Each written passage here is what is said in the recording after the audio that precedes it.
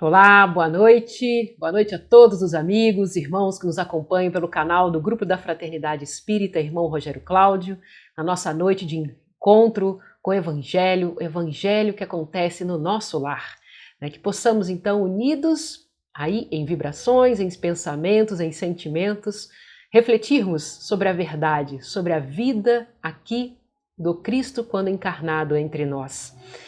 O guia para as nossas vidas, né? Que possamos lembrar então aqueles que desejarem de trazer, né, um recipiente com água, seja para nós, para os nossos familiares, para os nossos pequeninos, os nossos irmãos menores, as plantinhas, os animais, todos eles merecem, né? Precisamos receber desses eflúvios que vêm do alto, desse poder de transmutação, de magnetização dessa água pela espiritualidade amiga.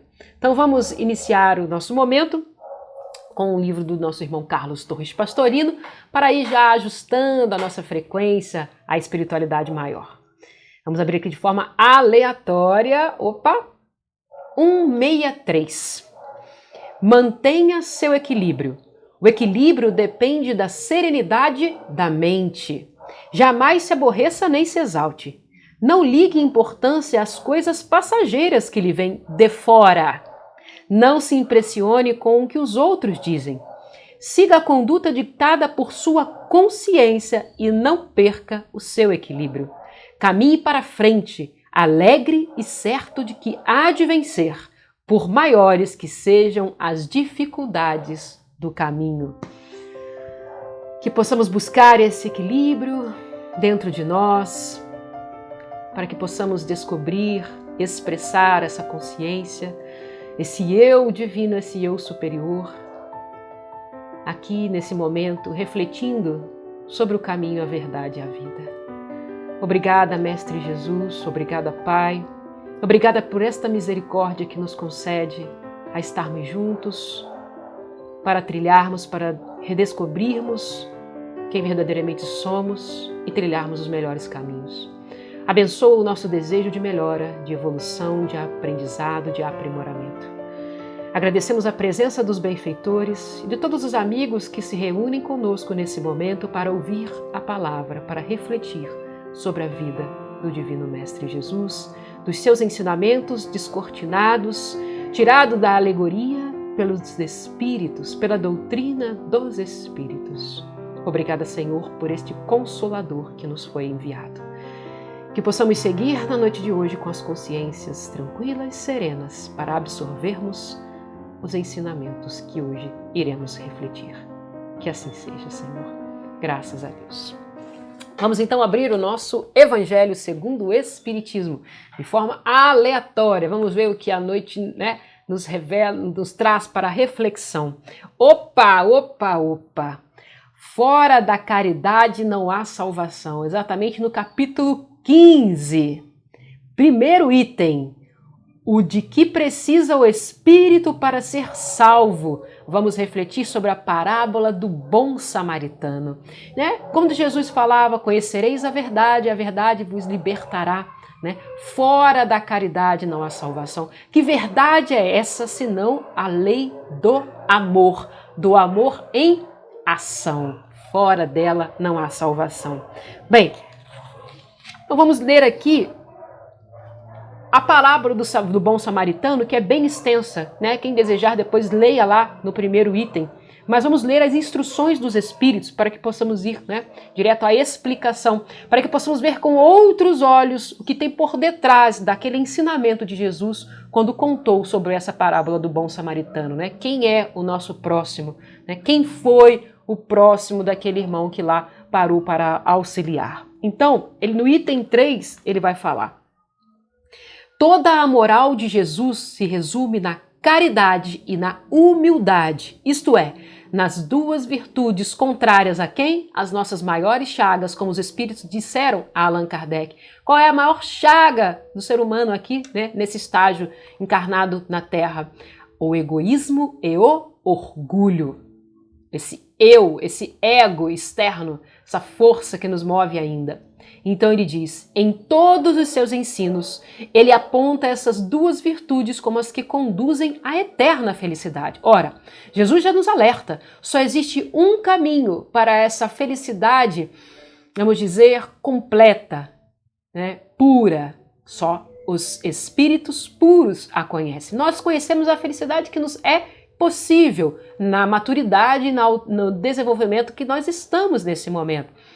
Então, ele diz que o caminho só existe a caridade e a humildade. Humildade no sentido de saber quem verdadeiramente nós somos. O próprio mestre uma vez foi chamado de bom. Ele disse não. Bom é o Pai. Mestre, sim, eu posso, né? Aí e realmente sou aquele que vem o quê? Ensinar aquilo que já sabe, que já aprendeu. Ora, o que não são os professores para nós? Eternos alunos, né? Vamos trazer para as escolas materiais. Aqueles que já passaram, já pela lição, aprenderam e agora se colocam à disposição para ensinar aqueles que ainda estão vindo um pouco atrás. Então é isso. Jesus era o nosso mestre. Bom é o nosso Pai, que concede sempre que esses espíritos superiores nos venham, se dobrem, baixem a sua frequência, esteja dentre nós aqui encarnados, para que possamos aprender como seu exemplo. O seu exemplo. Então ele diz, ele aponta essas duas virtudes como as que conduzem à eterna felicidade. Bem-aventurados, disse, os pobres de espírito, isto é, os humildes, porque deles é o reino dos céus. Bem-aventurados os que têm puro o coração. Bem-aventurados os que são brandos e pacíficos. Bem-aventurados os que são misericordiosos. Amai o vosso próximo como a vós mesmos. Fazei aos outros o que quererias vos fizessem. Lei da justiça. Amai os vossos inimigos. Quão fácil amar os vossos inimigos, porque ainda, infelizmente, temos muitos inimigos. E nós mesmos somos nossos próprios inimigos, os mais ferrenhos, aquele mal, né, que ainda existe em nós, as nossas paixões, as nossas más tendências. Esse é o verdadeiro mal que nós precisamos aí ir ao bom combate. Perdoai as ofensas se quiserdes ser perdoados. Aquilo que dizemos, né, muitas das vezes da boca para fora na oração que Jesus nos trouxe, a oração dominical, a oração do Pai Nosso. Pai, perdoai as nossas ofensas, assim como nós temos perdoado a quem nos tem ofendido. Será que verdadeiramente temos perdoado a quem nos tem ofendido? Porque ainda nos ofendemos, né, meus irmãos? Ainda nos ofendemos. E se nós queremos o perdão do nosso Pai, ou seja, das nossas próprias consciências, porque somos essas consciências divinas, fractais, pedacinhos criados à sua imagem e semelhança, se nós queremos o perdão dessas nossas consciências, devemos primeiramente perdoar também os nossos irmãos. Humildade e caridade, eis o que não cessa de recomendar e o de que dá, ele próprio o exemplo. Ele esteve entre nós. A sua verdade, né? Ele disse, eu sou o caminho, ou seja, o caminho que ele vem nos mostrar, já nascendo, já encarnando numa manjedoura, em meus irmãos menores, em meia simplicidade. Ele mostrou, né, qual é o caminho, a base de tudo, a humildade, saber o que é e sem pisar nos demais, sem se achar melhor do que os outros, do que os demais, mas saber o que é e trilhar a verdade que é a sua vida, aquilo que ele veio exemplificar para nós e veio nos falar da verdadeira vida, quando no terceiro dia, né, nós temos aí o descortinar da ressurreição, de que há vida além do corpo físico e que ele estará conosco até a consumação de todos os tempos. E, como a gente sabe, não existe essa consumação. Nós somos espíritos eternos e ele há de estar conosco pela eternidade, graças a Deus. E ele diz, o orgulho e egoísmo, eis o que não se cansa de combater.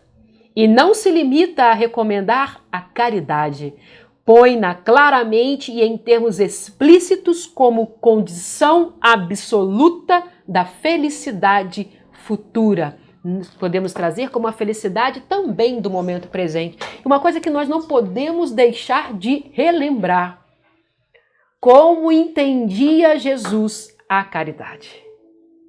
Lá na questão do Livro dos Espíritos, desculpe, não lembro qual é a questão, se eu não me engano, 867, não sei. Mas está lá.